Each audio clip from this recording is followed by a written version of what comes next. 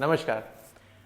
I hope you people are staying safe and staying inside your house, following the government advisory religiously and helping everyone around you to follow them, to listen to them, because staying inside is our most important thing that we can do and we must do, because this is the only thing to defeat this virus. And another important thing that you can do is keep practicing yoga regularly, because it will increases immunity of your cells and help defeat corona. Friends, today in this video we are going to talk about a very fundamental thing in yoga, and it is about the flexibility, because most of the asana that we do and we see in our yoga classes and yoga sessions, it involves a lot of flexibility. Even the basic asana and posture involves a lot of flexibility. So we are going to talk about it. We are going to break this topic into three major contours. The number one contour that we are going to deal with is what is flexibility, and is flexibility the only thing in yoga? And if you are not flexible, should you do yoga or not? And if you are not able to do those flexible asana, is it any point in doing yoga or not? We are going to answer this question. The second question is this: we are going to understand the physiological challenges, the physiology of the muscles. What are those things that controls and decontrols our flexibilities? The third thing that we are going to deal with this and understand is how you can improve your flexibility. We are going to understand the major central theme of yoga. One of the most, I must recorrect myself, one of the most important major central theme of yoga, flexibility. We are going to understand and deal with this topic with these three questions. So coming back to question one, what is flexibility, and is flexibility the only thing in yoga? First thing, we must understand what is flexibility. Flexibility, we are not going to explain you, I'm not going to explain you with a scientific definition, because that is not the purpose and agenda of this video. Flexibility in a simple terms is motion of your joint and how far it can go from its normal position. It is the range of motion a joint can have. Different joints of body can have different range of motions, and flexibility is coordinated sequence of those motion in a coherent manner. The asanas involve all those coordinated sequence, and we make different asanas.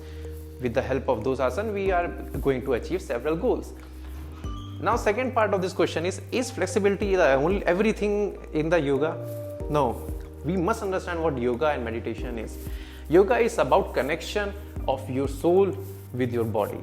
It's about understanding the world. It's about understanding the cause of suffering. It's about making yourself more emotionally intelligent. It's about dealing with your thoughts, control of your mind, control of your anger, control of your lust, control of your greed, control of your every virtues and those vices which limit and stop you from making your personality a wholesome personality.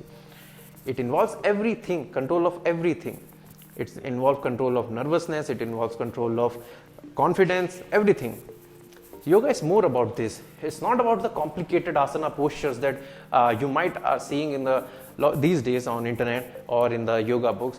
Yes, asana plays a very important role in yoga, but this is not everything.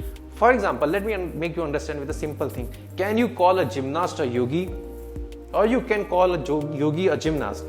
You cannot call both of them each other. Why? Because a gymnast can do lot of different asanas and more complicated asanas. If you talk in terms about the yoga, it can do lot of different complicated postures and very easily. But yoga is not just doing postures. It's about controlling your breath, the controlling of your mind, relaxation of tensions inside your body.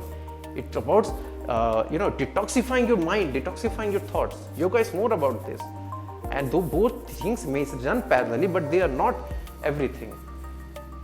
This is why I always emphasize, if you are not able to do a lot of complicated asanas, please don't discourage yourself from doing them.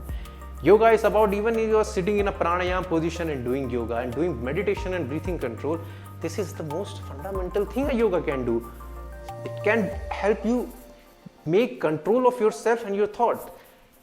You don't have to do a lot of Shirsasana or handstand or elbow stand or scorpion asana. No, you can, if you can sit in a normal position and do yoga, you are doing a lot of things for yourself. It is only one single asana can change your life for complete time till you are alive. A single asana can change your life. Yes, yogis love to take challenges. Those who practice yoga, they love to break barriers of the body, the flexibility barriers. That is why there are different asanas, and those asanas help you make your focus a tunnel focus. If you start practicing those asana under some leader or good teacher, you may start noticing a change in the focus and attention in your normal day-to-day life. This is the another parallel help that asanas or different yoga posture can do, but it is not everything. So if you're not able to do complicated asanas or falling again and again, just keep doing it, or keep following simple breathing technique. Even a simple anulom vilom or Bhramari or simple pranayam are going to change your life forever. Trust me on this. I have been there and I have done that. The second thing that we are going to deal with in this video is to understand the physiology of the muscles. I'm not going to explain all the science behind this muscle, because that is, again, I'm saying down the agenda of this video. What I'm going to make you understand is just a basic knowledge so that you can have an understanding what flexibility is. Our body is made up of muscles, and today we are living a very sedentary lifestyle. We might be in one posture sitting for whole day in office. That sedentary lifestyle limits flexibility of your body. But what happens in this flexibility? Our body is made up of muscles. The coordinated action of muscles helps in movement of one body organ. Those muscles are of three types: skeletal muscles and involuntary muscles. Skeletal muscles are also known as voluntary muscles. Voluntary means they are in control of your motions. Involuntary muscle, and third is cardiac muscle. The yoga is dealing with each of them in a different way. But today I'm just in this video I'm going to talk about for limiting myself to the agenda of this video only about the skeletal muscles. All these muscles are connected with the different connective tissues. Now connective tissues are of three types: tendon, ligament, and muscle fascia. These things make up around major portion of your body, and these connective tissues compartmentalizes your different body organs and encapsulates them, surrounds them, or covers them and separates them from different muscle fibers. Each muscle fiber is getting separated from different muscle fiber. Now tendon joint muscle to bones, ligament joints muscle to muscle, but these both are not as much flexible as the third part, muscle fascia. Muscle fascia is what flexibility is. When we are talking about flexibility, we are dealing with muscle fascia and to little bit extend up to ligaments. Ligaments and tendons you don't have to, and you even cannot stretch for long, because it is going to give you a bad injury. So please don't do that. A humble request. What you are going to focus is on muscle fascia. Muscle fascia constitutes around 41% resistance of the muscle towards flexibility. Means if you are practicing some asana and you are facing some resistance towards flexibility, major portion of that resistance is coming from muscle fascia. Muscle fascia, in a broad way, is suspended in a gel-like substance. So all the connective tissues are suspended in a gel-like substance, which is called as ground substance. The flexibility makes sure all these things work together in a coherent manner. The ground substances with the regular practices gets, the tough matrix of ground substance becomes loose, and you are able to move your body in a more nice way. These muscle fibers are also connected with the next important thing is these muscle fibers are connected with the spindle fibers. Spindle fiber, what is spindle fiber? The muscle fibers are, suppose for example, there are three muscle fibers in some muscles, and spindle fiber is this simple fiber.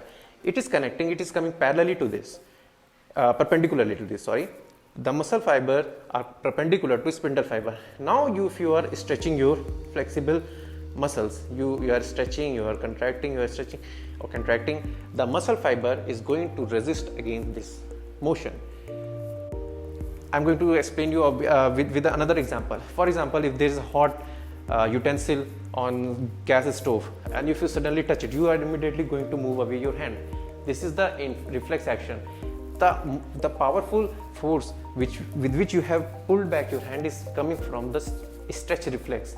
The stretch reflex works because of this spindle.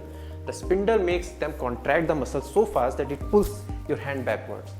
Now, if you can control that fast pulling backwards in a simple and controlled and a coherent and a coordinated way, then you are controlling your flexibility, and you are going to get a lot of control on your flexibility.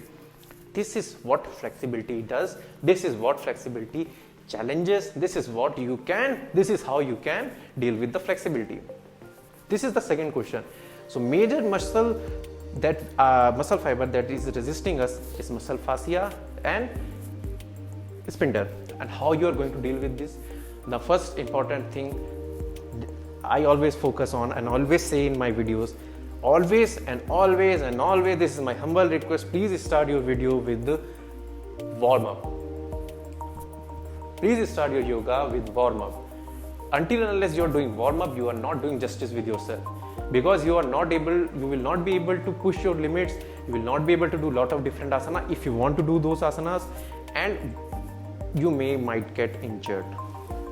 Warm up prevents all those things. So please make sure you are doing warm up. And third important thing, how you can improve those challenges, flexibility challenges.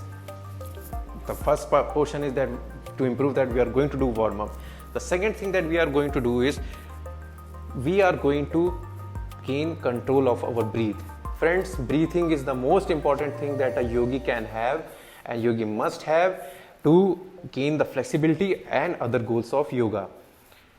For example, if you are doing forward bending pose, in a forward bending pose, if you are just inhale, if you have inhaled the air and try to bend forward, you will not be able to go for long.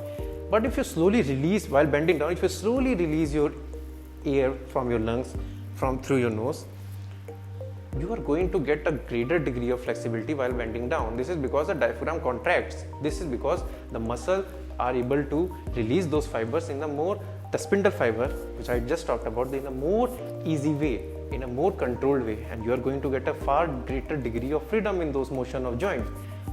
The breathing is the most important thing in any yoga practice, whether it is flexibility or a simple yoga asanas. So let us conclude this video by not going more into the details of it. If you want some details, if you want more extra details, just comment below.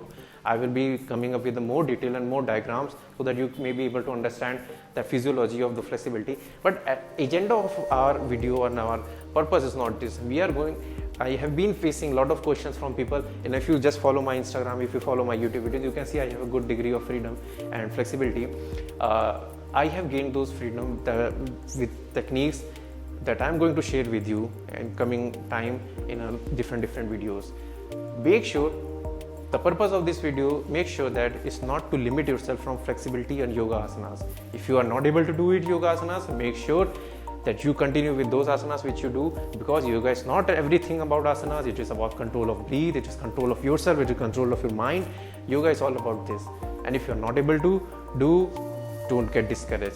And if you can do it, if you love to challenge yourself, you must do it, but in a controlled, coordinated, coherent way. Yoga is all about winning yourself over yourself. Yoga is controlling of yourself, controlling of your emotions, controlling of your thoughts. It is about asanas. Doesn't matter if you are not able to do. Don't get discouraged. Keep doing yoga, keep following yoga, because it is going to make you stronger mentally and physically. Thank you.